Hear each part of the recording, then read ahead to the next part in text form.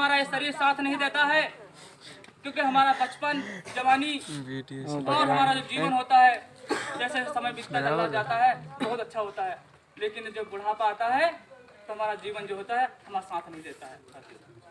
उस दौरान क्या होता है, एक एक कदम चलना बहुत मुश्किल हो जाता है। एक दादाजी को हम देख रहे थे, वो अपने दोनों टांगों में तेल लगा रहे थे। उनसे पूछा, दादा आपको क्या समस्या है? कहते हैं, दादा अब जीवन हमारा साथ नहीं दे रहा है, चलने मिलने में बहुत दिक्कत हो रही है, अब जीवन का एक एक कदम चल नहीं पा रहा है। ऐसे लोगों को हमने दर्द पास से देखा है, महसूस किया है। एक नहीं, मैं 20 लोगों को बता सकता हूँ।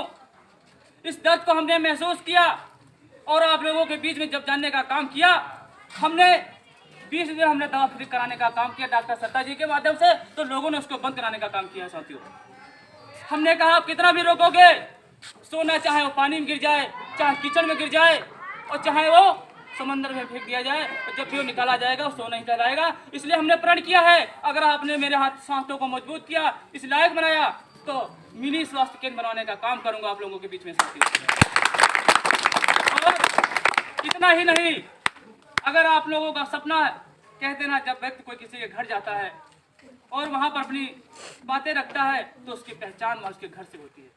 हम आप लोगों से जब मिलते हैं तो बहुत सारी बातें मिलने जुलने से हो जाती हैं, लेकिन जब हम आपके घर पहुँचते हैं तो बहुत सारी बातें घर पहुँचने से होती हैं। जब कोई बारात मेरे गाँव आती है तो बहुत सारी चीज़ें वो अपने साथ लेकर जाती है। यहाँ का मान सम्मान, रहन, यहाँ की चीज़ें सब कुछ साथ लेकर जाती है।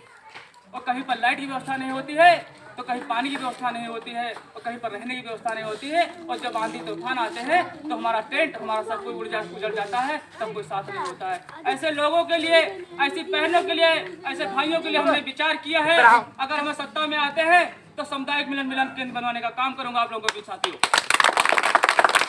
और इतना ही नहीं, हमने 27 संकल्प लिए हैं।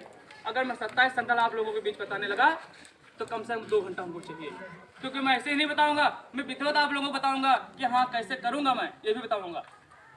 अगर किसी हमारी बहन की शादी होती है, पूरी पंचायत में अगर मैं इस लायक बना, आपने मेरे हाथों को मजबूत किया, तो हर बहन की शादी में, तो मैं कहते हैं ना, बहन को कुछ दिया नहीं जा सकता है, लेकिन प्यार से कुछ भी दिया जा सकता है। तो ऐसे अपनी बहन को 51 किलो चीनी उसके विवाह में मैं देने का काम करूंगा साथियों। 51 किलो चीनी। और इतना ही नहीं, किसानों के लिए बहुत सारी योजनाएं चलाई जा रही हैं, बहुत सारी योजनाएं चलाई जा रही हैं। अगर मैं गिनाने लगा तो सैकड़ों योजनाएं चलाई जा रही हैं, लेकिन आज तक आप लोगों को बीच में कोई योजना नहीं बताई गई।